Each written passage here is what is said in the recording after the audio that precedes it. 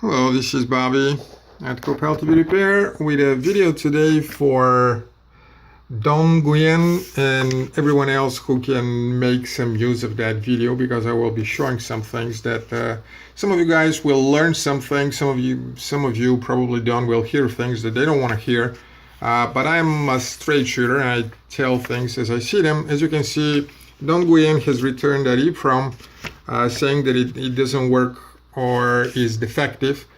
And just really quick, I want to show that the EEPROM has apparently been used. I don't know what they texted us to say how long it worked, what worked, what didn't work. It didn't work for them apparently, replacing the EEPROM, but they did replace it. You can see the flux residue on the back of the IC, and you can see the shiny legs and shoulders and sorry, the residue of solder on the leg of the IC. And just for a reference, this is how a brand new IC looks like for all of you. So that IC has been soldered and it wasn't being tested in a way that would allow which is what I'm about to do and what we have shown in other videos. But ultimately, that's not what decides whether it actually works or not. So here's what I'm going to do. I want to show you something interesting. This is how we test them on a socket, and you have seen that on other videos. So that IC goes right here. And before I put it in here, I want to show you something interesting. That IC is not critically important for the TV to come up and show picture. Basically, the TV boots from another IC, which is described. It gets to the point of showing the input, and then it reboots. And the reason for that is because the main firmware for the TV is on a different EEPROM. The kernel of the Linux that runs on that board is elsewhere. This EEPROM here contains the read-write temporary storage area of the MTD operating file system that is being run. And that IC, which is what was returned to us, is being mounted for operations after the kernel starts up. If the kernel cannot start up, or if the kernel has a problem, I'm trying to see how to align that, then the same thing will happen. It may not start at all, of course, if it's too bad. But as you can see, the TV can start and show the welcome screen, and a lot of stuff is being done up to the point where an image from that IC needs to be mounted. And if it fails to mount that image, because it's critical for it contains all the apps, it contains all the area where updates are being applied, new apps are being installed, and so on and so forth. So if it fails to mount that properly, then fatal error is being raised and the whole TV restarts. So what I did is I just plugged that IC that I showed you, and I'm going to connect now and see what we have. It is booting, and what a surprise! It didn't restart. Let's see if we can get the Samsung hub to show up. Hub starting.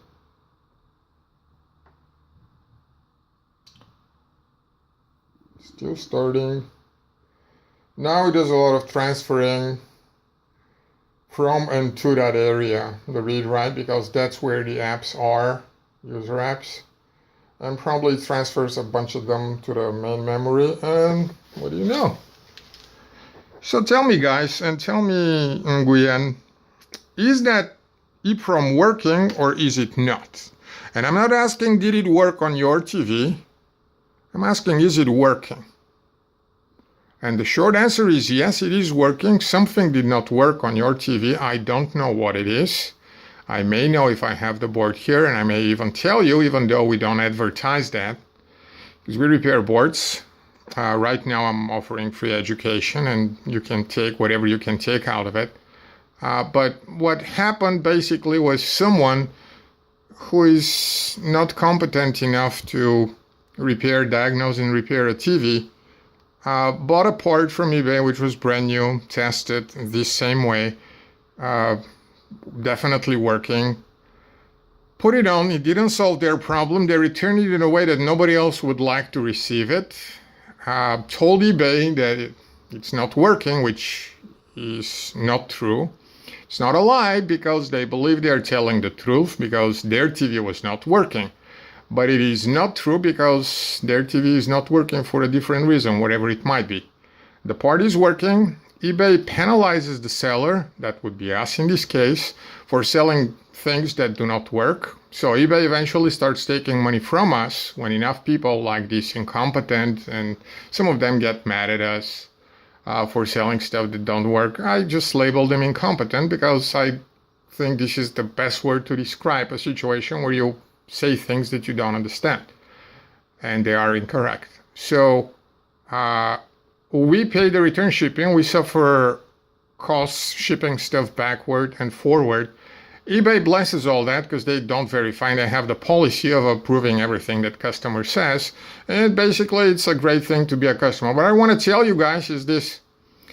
If you wonder why one day it will be harder for your kids to live out there in the world, it is going to be because incompetent people are being empowered with being able to make statements and make decisions and charge the competent people with their incompetency and the results of their incompetency. We all have to fight that, not because we are number one and we are the best, not because of a great new idea to make a better world, but because it is the right thing to do for our kids. The people who are good at something should be let to do that something, and of course they should be control of how they do it. So, no party should be entrusted solely with deciding what is right and what is wrong. And what we have right now on eBay, and Amazon, I guess, is customer is king. And as a result, incompetent customers are costing competent vendors. And I'm sure the opposite is also true in many cases. But from where we stand, we suffer all the time from the feedback of incompetent customers. Again, I would not have made the effort to do all that and all this video and potentially alienate a customer if I wasn't believing this is the truth and this is the right thing to do. This is not about $1 or $2. This happens every week. And we suffer because people don't know what are they doing. And sometimes they would say, oh, we've been in business 35 years. We know what we do. And we have lots of documented cases, other videos that show, screw it. If you had 35 years and you know what you're doing, why are you talking to us in the first place? You may have been in the business for 35 years, but you have no idea how to fix or even how to properly diagnose something. It is the usual case. This customer did not say that to us. Again, I'm just saying that this happens a lot. eBay blesses it. And that is wrong. eBay doesn't care what we think is wrong and what we think is right because they're in a different business. They're in the business of making money and keeping people happy. But in the long run, what all this happens is the good people lose motivation to be good. They